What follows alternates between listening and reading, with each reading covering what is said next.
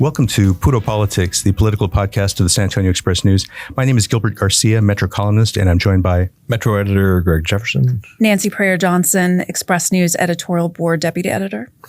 One of the big stories in the San Antonio area recently has been the fact that we had 6 police officers shot in a period of about 2 weeks, and it's gotten a lot of attention, understandably, here. On Friday, both District Attorney Joe Gonzales and Police Chief William McManus met with the San Antonio Express News editorial board separately. And we're really happy to have Joe Gonzales joining us on the podcast to talk a little bit about some of these issues. And some of these were discussed on Friday. We really appreciate you being here with us.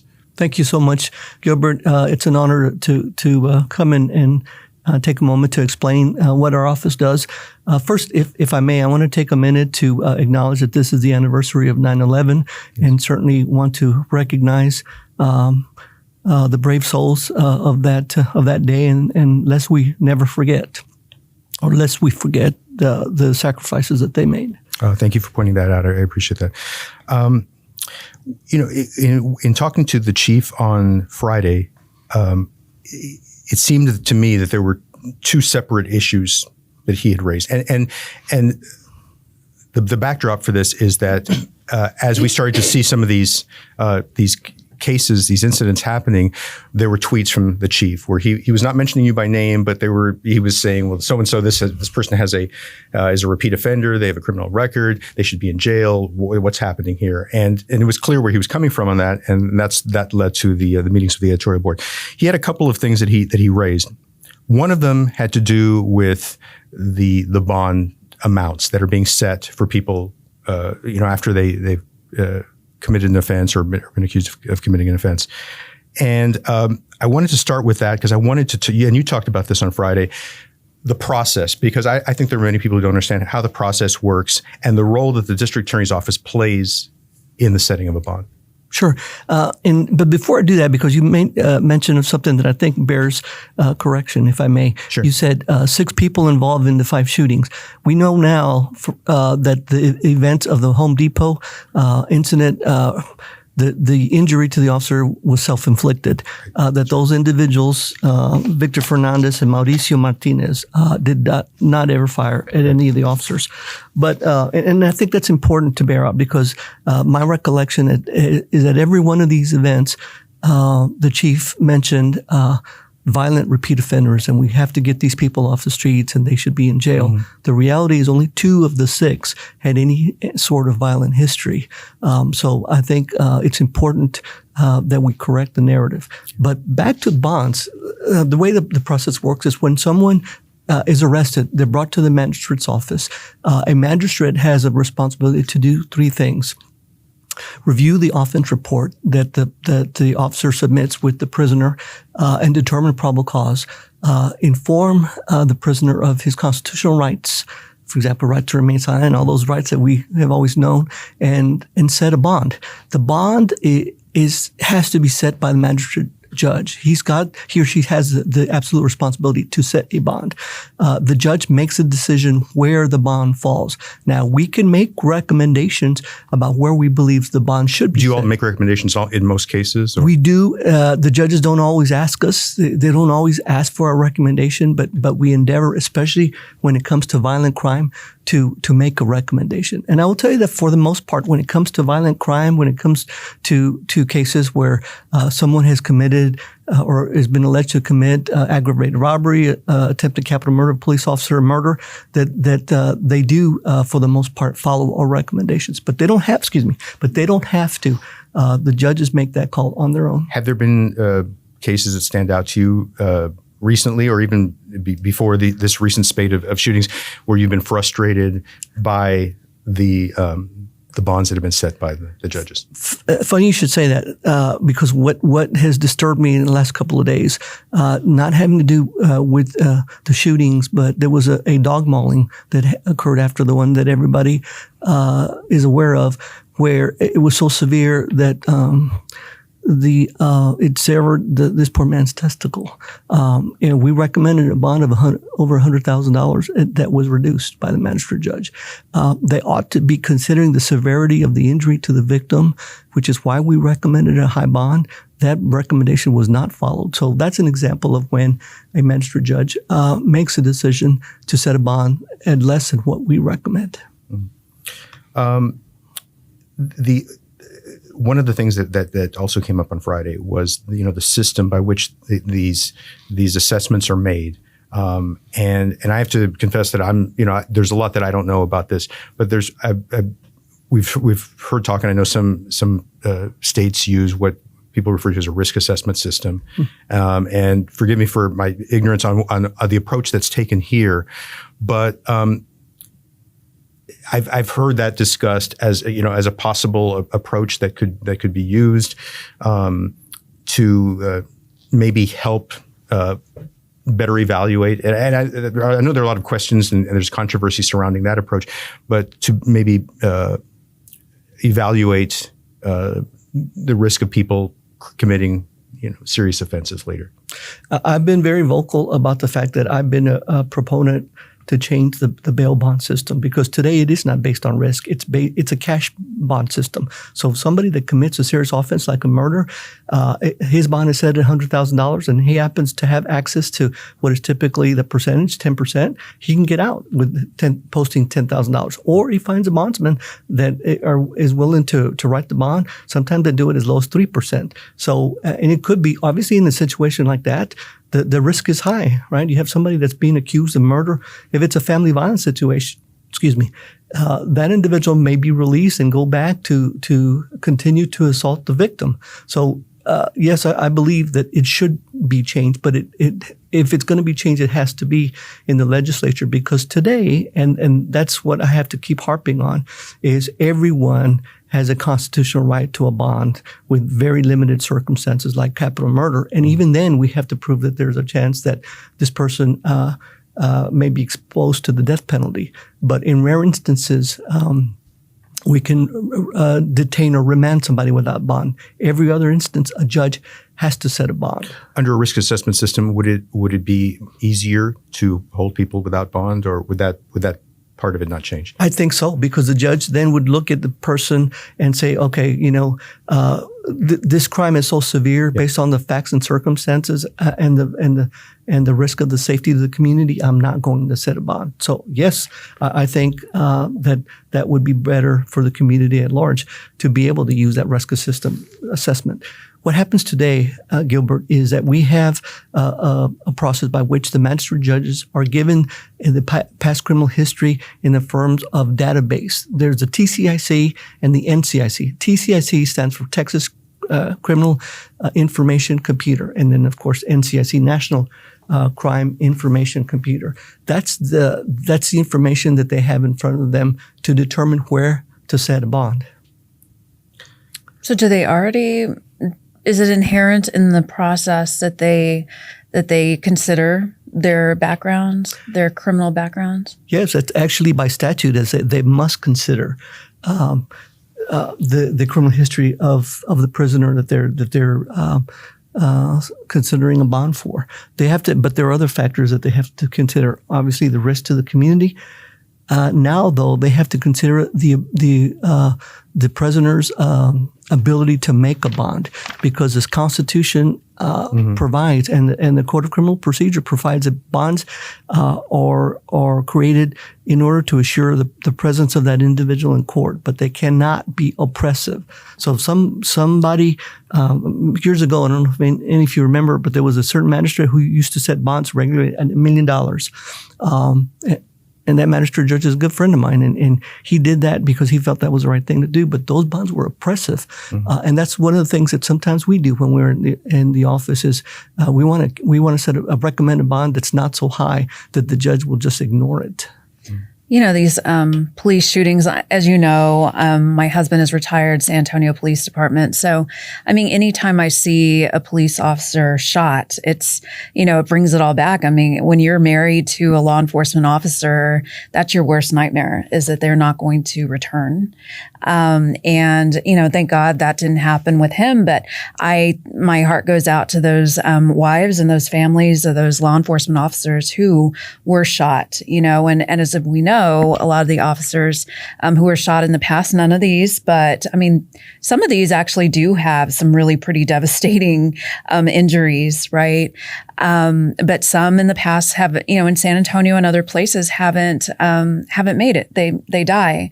And so how do you balance what's happening out there? The risk that officers, it's an inherent risk, right? But how do you balance that with also your bond reform? Because I know that is the narrative out there, right? And Chief McManus told us during the editorial board meeting as well that, these officers, and if it's not officers, it's going to be the public, that their lives are more at risk because of the reform that you're trying to do that's based on whether or not the offender can pay. Well, first, let me say that and if I haven't said this publicly, I certainly mean to have said this. My heart goes out also to the officers that were injured in these shootings. We want to make sure that they come home safe every day after their shift. I, too, have a member in my family that's law enforcement that has been in law enforcement for over 30 years. So I certainly, and I've heard those stories over the years about the close calls that he experienced. It is a very dangerous job. The reality is, and sometimes people forget this, they are dealing with the criminal element in our society. And any time they pull somebody over, anytime they execute a warrant, they have to be ready for that individual to have a gun, especially nowadays. It bears repeating, although I said it last week. Part of the problem, folks, is everybody has a gun and everybody has access to a gun. People pull guns on each other at gas stations and at the local grocery store. And so what happens is, yes, we're concerned with that. But I kind of deviated, Nancy, but your original question is how do you balance that with my bail bond reform? Mm-hmm. Very simple. People have exaggerated my reform on bail bonds. It only applied to low-level nonviolent offenses, especially those involving the homeless community.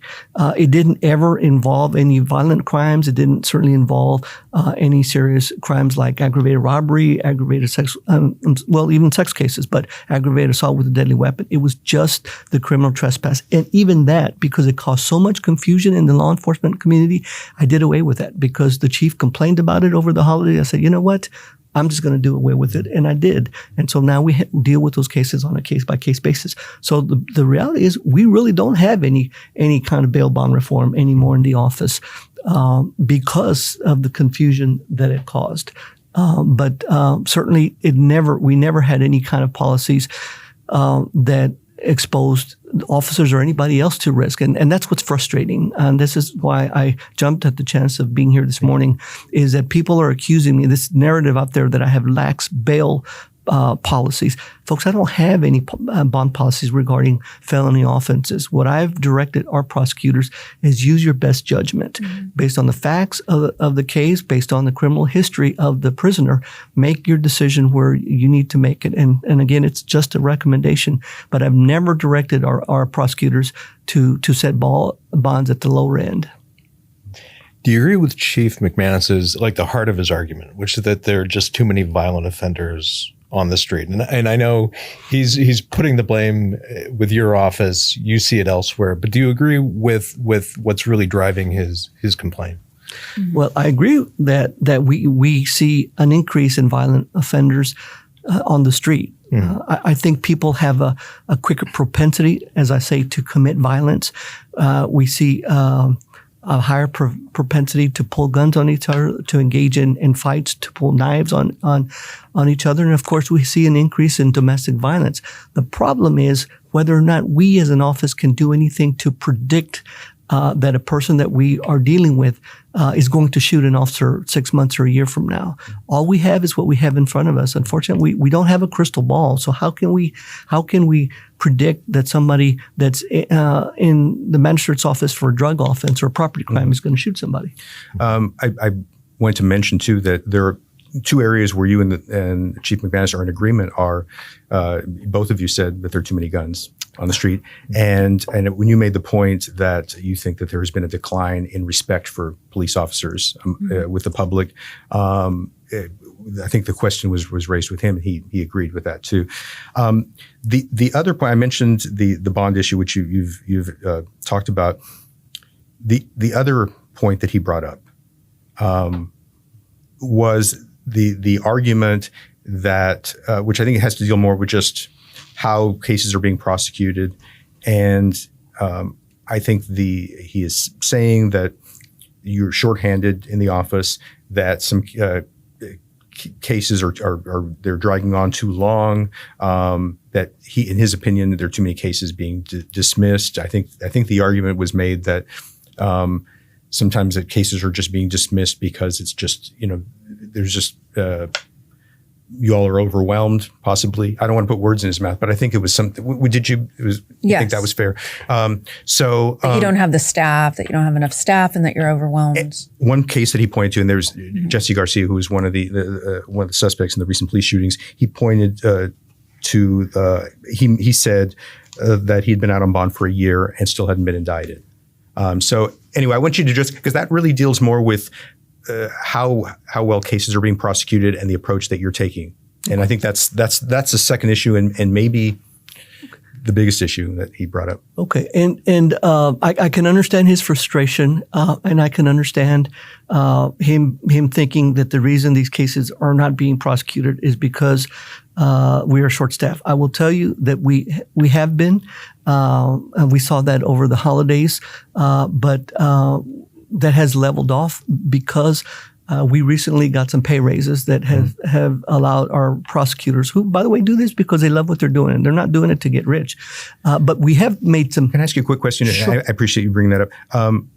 Is there, as far as filling the position, I knew there are positions you want to fill. Would you even want to go beyond that? Is it a budgetary issue for you, or is it just difficult in some cases just to find people that to fill those positions? It's both. Okay. It is difficult to find people because why would you go to work in the DA's office and make $75,000 when you can work at a PI firm and make double that amount? You've got to do it because you believe in public service, and so that's part of the challenge. But the other thing is, sure, we could always use more hands. We could always use more positions. We're down in the intake section. We usually have about 30 prosecutors handling felony cases.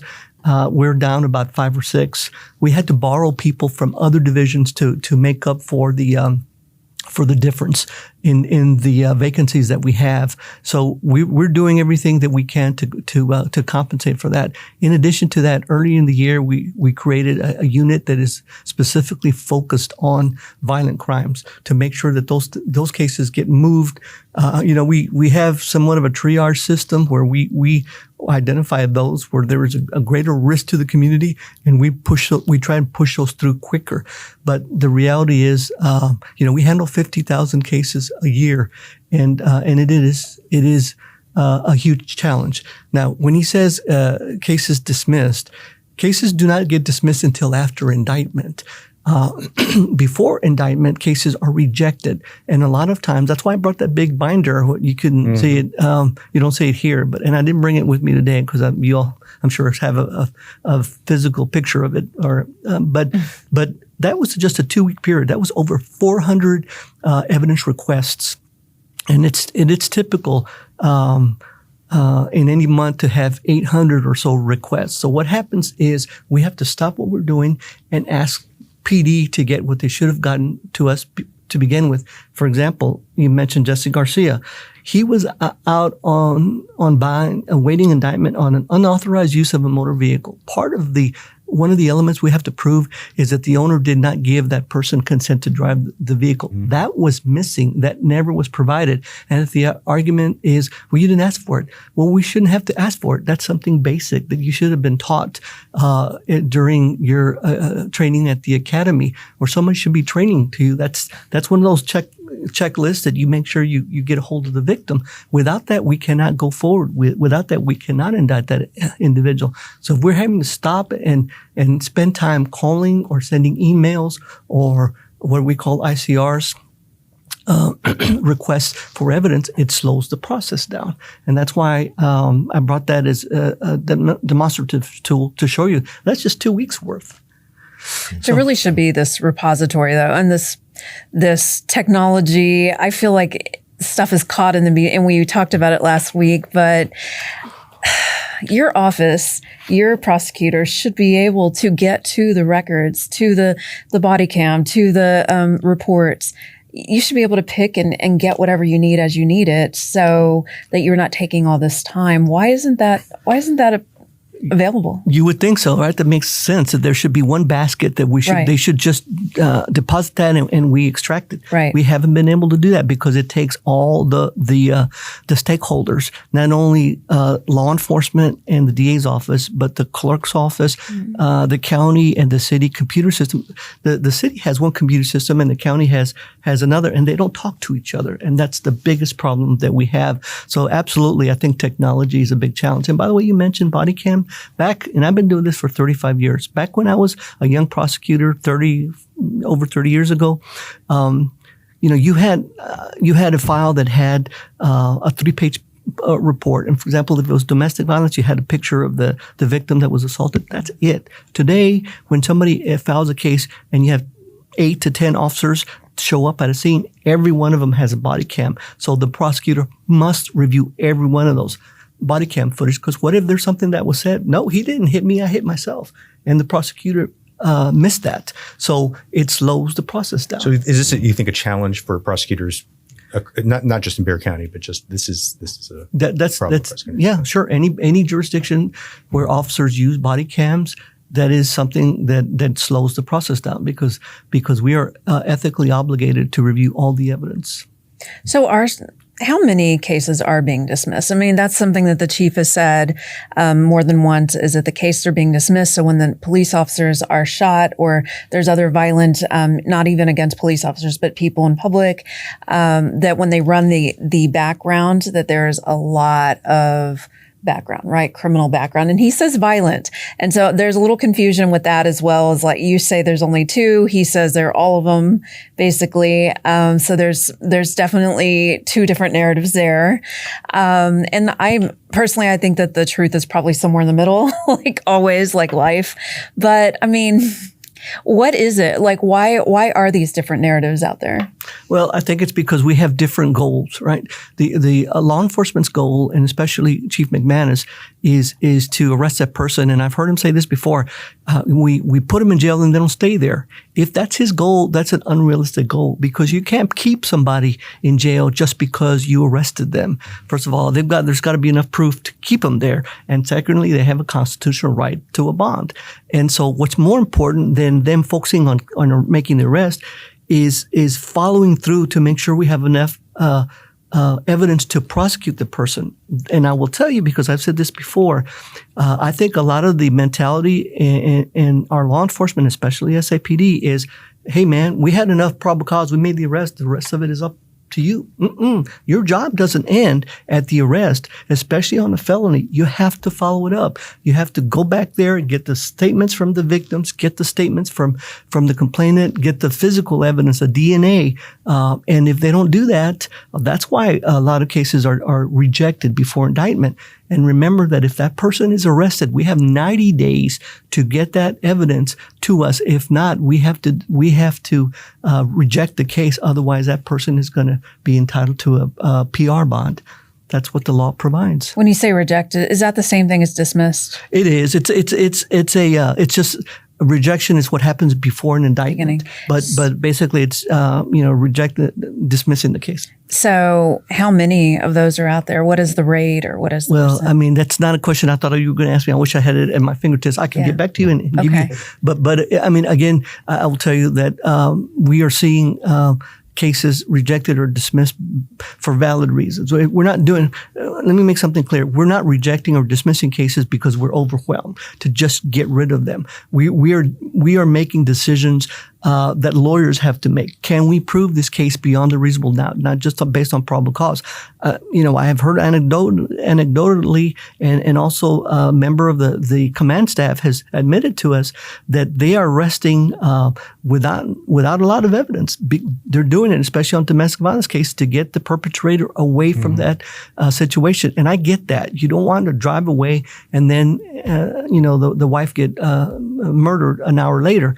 But then we're left with the tough decision of rejecting that case because there was she said she was not cooperating. She's not going to show up to court, and if we don't have any independent evidence, then we can't go forward with that case. Well, that's really frustrating, right? Because of course you don't want that. You don't want that scene to continue. You want to remove the person that's beating up the wife or, whatever, girlfriend.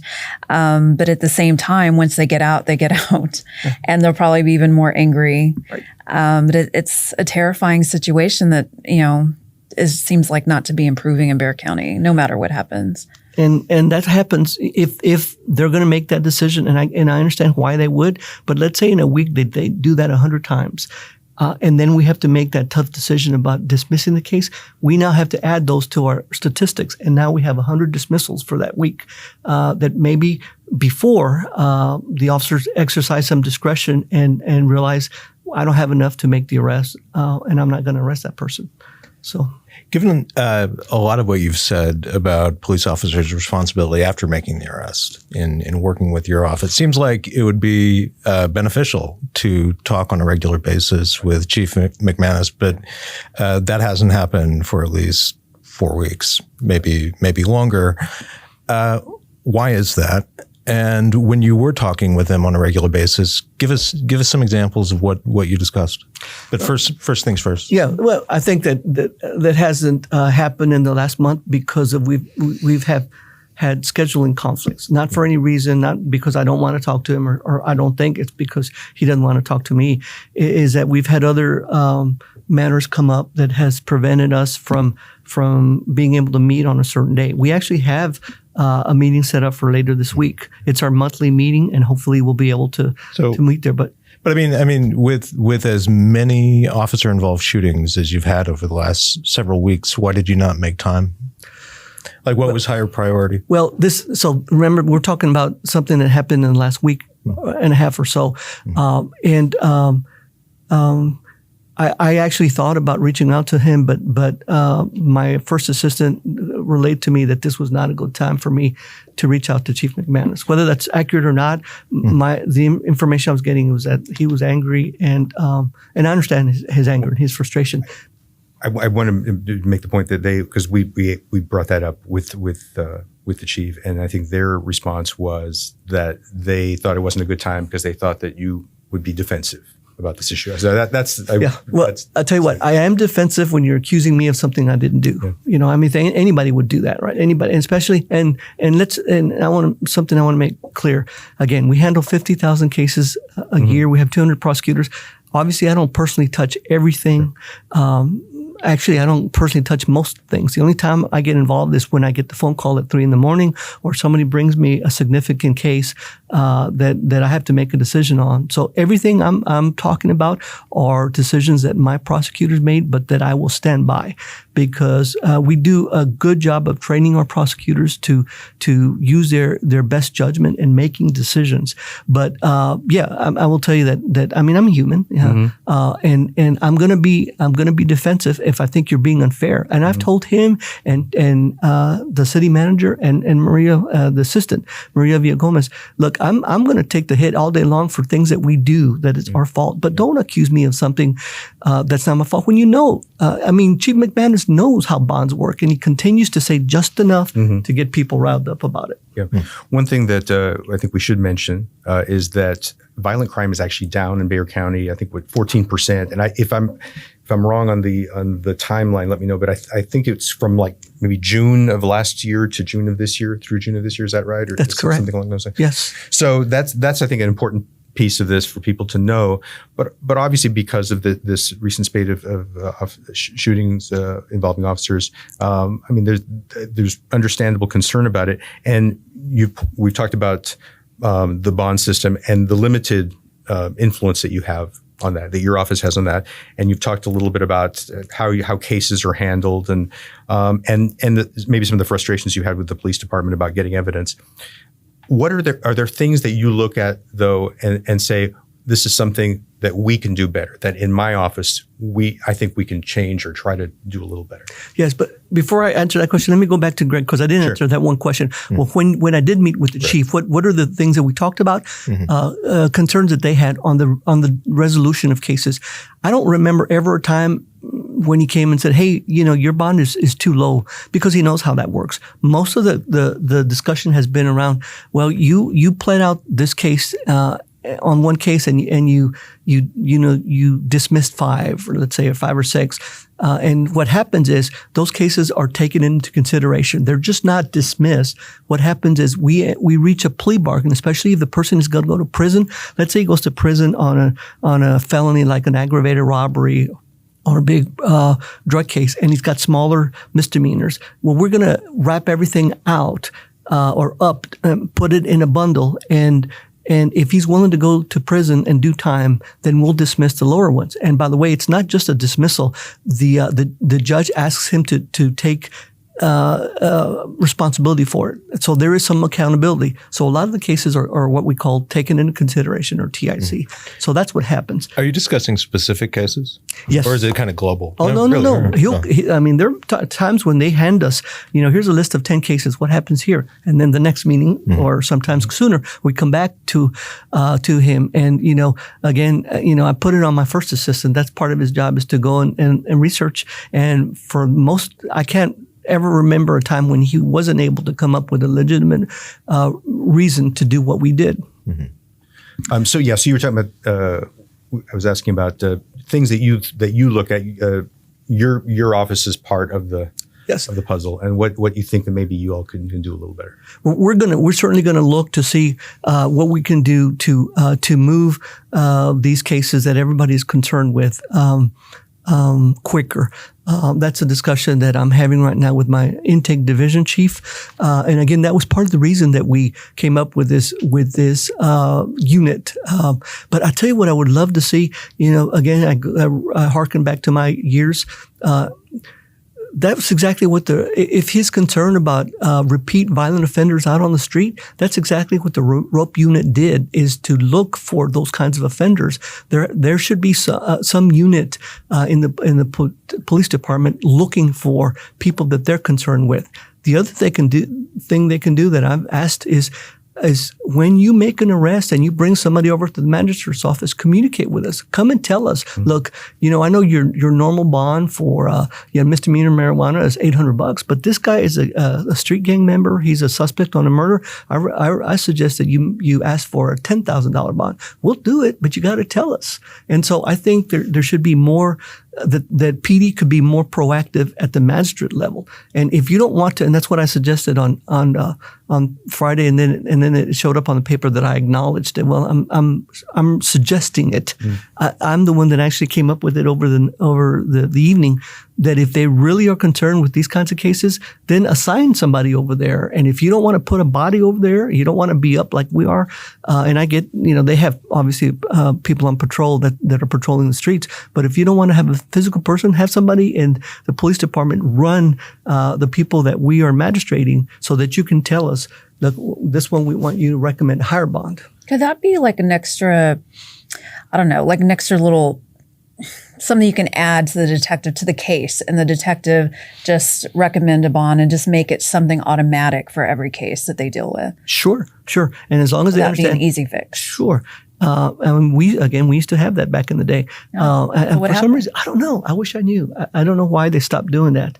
So you've had that while you've been a DA? Yeah. I remember back in the 90s, it was a regular practice. And by the way, I haven't just been a prosecutor working MAG. I was actually a magistrate judge for 7 years. Mm-hmm. So I take kind of personal when they attack the magistrate judges because I know how hard it is for them to make the decisions. Mm-hmm. And I'll be the first to say, usually they follow our recommendations, not always, like that mauling I told you about. And it frustrates us when they don't. But it's a tough job to have to, kind of, set a bond where you think it's the right amount. Before we wrap things up, I wanted to ask you about HB 17, yes, which is a new state law that just went into effect this month. And this would allow courts to remove district attorneys if they choose not to pursue certain types of crimes. And this is in the context of what we've seen in Florida, where the governor Ron DeSantis has suspended district attorneys that he didn't feel were prosecuting cases to his liking. And part of HB 17 is that the process can begin with an individual. If it's an individual within the county, they can file a petition for removal and get the whole process going. And whether or not that district attorney gets removed, it's still, it's a difficult thing because I would imagine this thing you could potentially be dealing with this happening on a recurring basis. I mean, could you talk a little bit about HB 17 and whether you have concerns about it when it comes to being able to do your job? This is the one called the rogue district attorney. Right, the rogue prosecutor bill. Yeah. I chuckle a little bit about it because I really think this was an overreaction by the some members of the legislature to comments that a handful of prosecutors, including myself, said that we didn't believe it was justice to prosecute a woman for making her healthcare decisions. But I will tell you that obviously it's a concern of mine because it can be a distraction for us. It can potentially cost money for the county. Let's say theoretically somebody files a petition and it gets past the first level, and so now we have to go to court. So the issue is the county going to have to hire an outside law firm? Because obviously my civil section can't represent me on that. It's got to be somebody from the outside. So you're talking about spending money with the county that could otherwise be used for something that is really needed. So it is a concern of mine. The way the removal petition works, Gilbert, is that anyone that's been a resident for 6 months or more has the ability to file a removal petition if they believe I have, for example, made a declaration of refusing or declining to prosecute entire categories of a crime. We've never done that. We've had policies of subcategories like marijuana, less than an ounce, but even that is gone. We are instructing. We have instructed our prosecutors not to decline less than an ounce of marijuana or less than a quarter of a gram of a controlled substance. We are looking at each case on a case-by-case basis. Now, we still have the ability to offer diversion because the law provides for diversion. We still have the ability to decline or reject the case, not decline, but reject the case for a lack of a lab because we have to go into court and be able to prove marijuana is marijuana. Remember the hemp law. It makes it difficult for us. So we can reject or dismiss a case for that on that basis. But sure, it's a concern of mine. Now, there's a process. The decision has to be reviewed by the local administrative judge, and if it gets past the first stage, then it gets referred to a district judge from a neighboring jurisdiction within the region, and then they have to assign a DA if it gets that far. So, I mean, it can be a distraction. I got the feeling when you were meeting with the editorial board that you thought that some of the political criticism you're getting, that it's ramped up at its right as this this law is going into effect and that you didn't see coincidence in that. Is that fair to say? Yeah, after, like, again, I've been doing this for a very long time. I'm over 60 years old, and my life experience tells me there's very little times when we see coincidences. This is not the first time we've seen officer-involved shootings. This is not the first time that we've seen this kind of conduct involving officers. And by the way, I'll remind you that we are very actively prosecuting people that injure police officers. And if I was really that rogue DA, if I was really that progressive, I wouldn't have sought the death penalty on a cop killer like I did on Otis McCain. So we do what we have to do when the facts call for it. But sure, that's something that I don't know. I think in some ways, sometimes I think that the people in Austin are trying to compete with the people in Florida and other jurisdictions because they've tried to do this in Philadelphia against the DA. It didn't succeed. They did it in San Francisco. It did succeed.